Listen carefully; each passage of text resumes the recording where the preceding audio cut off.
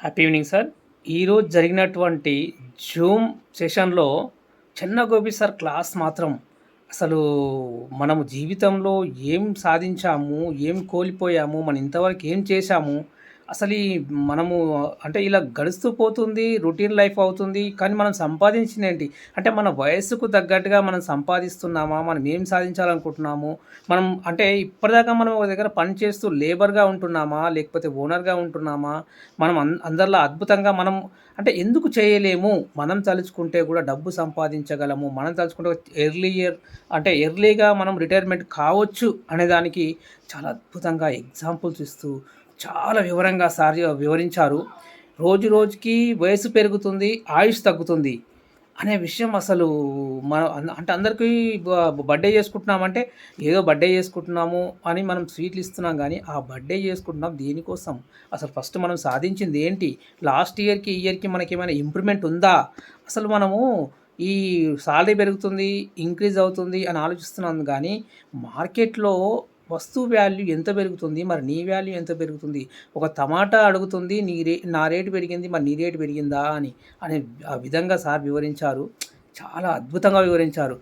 అలాగే మనం స్కూల్స్‌లో మళ్ళీ క్లాస్ నాలెడ్జ్ అసలు స్కూల్‌లో మనం చదువు నేర్పుతున్నారు గానీ, బ్రతకడం ఎలాగో నేర్పించట్లేదు. కాలేజీలో మనకు ఎడ్యుకేషన్ ఇస్తున్నారు. దేనిపైన పుస్తకాల పైన ఎడ్యుకేషన్ ఇస్తున్నారు.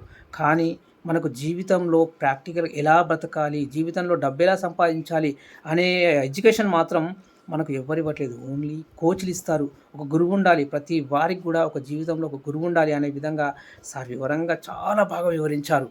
అంతేకాకుండా నువ్వు ఎన్ని ఇయర్స్ ఇప్పుడు 30 ఇయర్స్‌లో, 40 ఇయర్స్‌లో, 50 ఇయర్స్‌లో, 60 ఇయర్స్‌లో నీ దగ్గర ఎంతెంత డబ్బుండాలి? ఏ ఇయర్ మారుతా ఉంటే నీ దగ్గర ఎంతెంత డబ్బుండాలి? అలా ఉంటే నువ్వు సక్సెస్ అవుతున్నట్టు. ఒకవేళ లేదు అన్నీ ఈఎంఐ బతుకులే. అంటే మనం ఈఎంఐలో కార్లు కొంటున్నాం. ఈఎంఐలో మళ్ళీ తర్వాత ఇల్లు కడుతున్నాం. అన్నీ ఈఎంఐలు కట్టుకోవడమే మన జీవితం సరిపోతుంది.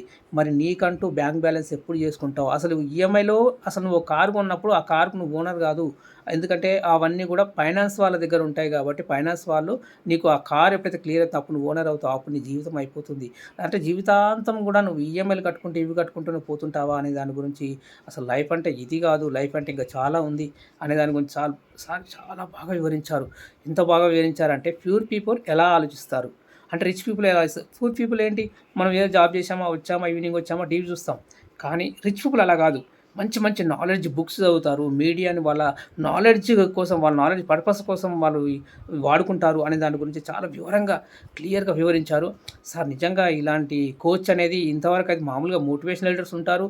అప్పటిదప్పుడు వింటాము అయిపోతుంది. కానీ జీవితం గురించి ఇంత చక్కగా చెప్పినటువంటి కోచ్ మాత్రం ఇంతవరకైతే ఎవ్వరు లేరు సార్. నిజంగా చాలా థ్యాంక్ యూ సార్. అద్భుతంగా చెప్పారు. Thank you sir.